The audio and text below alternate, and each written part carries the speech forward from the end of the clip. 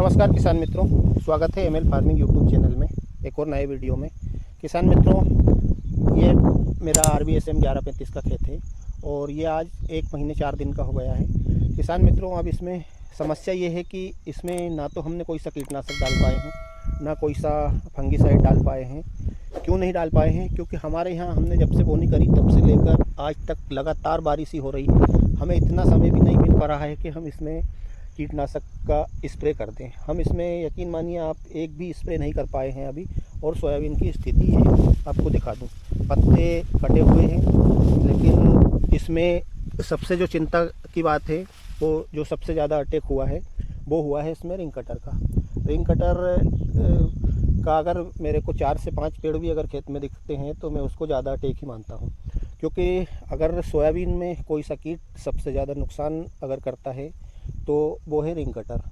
Ring cutter को हम गडल beetle के नाम से भी जानते हैं। पहले तो हमें उसको समझना पड़ेगा कि जो है गडल बीटल दिखती कैसे है और वो नुकसान कैसे करती है। तो मैं आपको बता दूं कि रिंग कटर जो उसका आगे का हिस्सा और पीछे का हिस्सा काले रंग का रहता है और बीच का हिस्सा लाल कलर का दिखाई देता है और आगे 2 उसके सींग जैसे दिखते हैं। यदि आपको वो इस प्रकार का खेत में कीड़ा दिखे तो आप समझ लेना कि ये रिंग कटर है। और मित्रों, काफ़ी भारी मात्रा में नुकसान करती है वो, और समय रहते हुए वो पूरी काली भी, जब वो जैसे एडल्ट होती है तो पूरी काली भी हो जाती है। अब उसका नुकसान करने का तरीका बता दूं मैं कि वो किस प्रकार से नुकसान करती है। तो वो हमारे सोयाबीन में 2 रिंग बनाती है और दोनों रिंग के बीच में जो है कि वो 3 होल बनाती है। 2 होल छोटे बनाती है और एक बीच वाला होल बड़ा बनाती है और उसमें वो अंडा देती है और उसका अंडा लार्वा बनता है और उसकी इल्ली बनती है और वो तने में खाती रहती है और खाते खाते नीचे की ओर जाती है और हमारे सोयाबीन के तने को पूरा खोखला कर देती है। और जब वो खाते खाते नीचे जाती है उसके बाद में वो पूरे तने को खोखला करके फिर वो उसमें 2 कट लगाती है और ज़मीन से 4 से 5 इंच ऊपर एक कट लगाती है और फिर उसके साइज का दूसरा कट लगाती है और अपने आप को उसमें बंद कर लेती है और तने को काटकर नीचे गिरा देती है और दरार के माध्यम से ज़मीन में अंदर सुसक्त अवस्था में चली जाती है। उसके बाद में जब आगे बारिश आती है, दूसरे उसका जीवन चक्र ऐसे ही चलता है। फिर बारिश आती है और जैसे ही उस पर बारिश की बूंद गिरती है फिर वो एक्टिव हो जाती है, उसका प्यूपा एक्टिव हो जाता है और फिर उससे इल्ली बनती है और उसके बाद ये बन जाती है गडल बीटल। तो उसका जीवन चक्र ऐसे ही चलता है और उसका नुकसान मित्रों इतना भारी रहता है कि यदि आप उसको समय रहते कंट्रोल नहीं करेंगे तो वो हमारे सोयाबीन की फसल में 40 से 50% तक नुकसान कर देती है। और उसको यदि आपने समय रहते नहीं संभाला, उसका उपचार नहीं किया तो वो हमारे सोयाबीन की फसल की कटाई से पहले ही कटाई कर देती है। इतना भारी नुकसान करती है। ये दिखा दूं मैं आपको, ये दिख गया मेरे को एक रिंग कटर का। ये देखिए, कट लगाने के 2 से 3 घंटे बाद ही पत्तियां लटक जाती है और तना सूखने लगता है। ये रिंग कटर का, ये आपको दिखा दूं, ये तोड़कर दिखा दूं, ये अटैक है इस प्रकार से। अब ये अटैक क्यों हुआ है? अब तक तो इस सोयाबीन में लगभग 2 स्प्रे हो जाना चाहिए थे, लेकिन बारिश की वजह से हम मजबूर हैं। क्योंकि जो कोई सा भी हम पेस्टिसाइड डालते हैं तो लगभग 3 से 4 घंटे बारिश नहीं होना चाहिए, लेकिन हमारे यहाँ अभी तक स्थिति यह है कि हमें 1 घंटे का भी मौका नहीं मिला है ताकि हम इसमें कीटनाशक का स्प्रे कर दें। अब बात करें गडल बीटल पर, क्योंकि फसल जो है हमारी अब बड़ी हो गई है, सोयाबीन बड़ा हो गया है, 1 महीने से ऊपर का हो गया है, तो उसके साथ साथ उसमें हरी इल्ली, जो सेमिल ऊपर इल्ली रहती है, उसका भी हमें उसकी दवाई भी लेना पड़ेगी। ऐसा कीटनाशक लेना पड़ेगा जो गडल बीटल के कंट्रोल के साथ साथ हरी इल्ली और तंबाकू इल्ली पे भी कंट्रोल कर ले।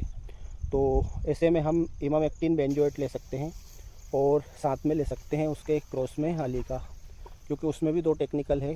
तो हमें टच से भी और जो है सिस्टमेटिक तरीके से भी थोड़ा सा 10 से 12 दिन प्रोटेक्शन मिल जाएगी।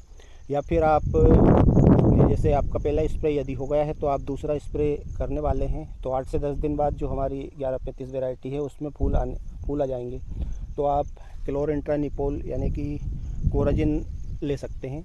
आप कोई सी कंपनी का भी ले सकते हैं, हर कंपनी की ज़रूरी नहीं है कि आप यही लें, लेकिन लंबे कंट्रोल के लिए हमें ये इस प्रकार की दवाई हमारे जो स्प्रे करेंगे उसमें डालना पड़ेगा, तभी जाकर हमारी सभी प्रकार के रस चूसक और जो कीट रहते हैं, जो चबाने वाले कीट रहते हैं, उन सब पे इसका कंट्रोल अच्छा है।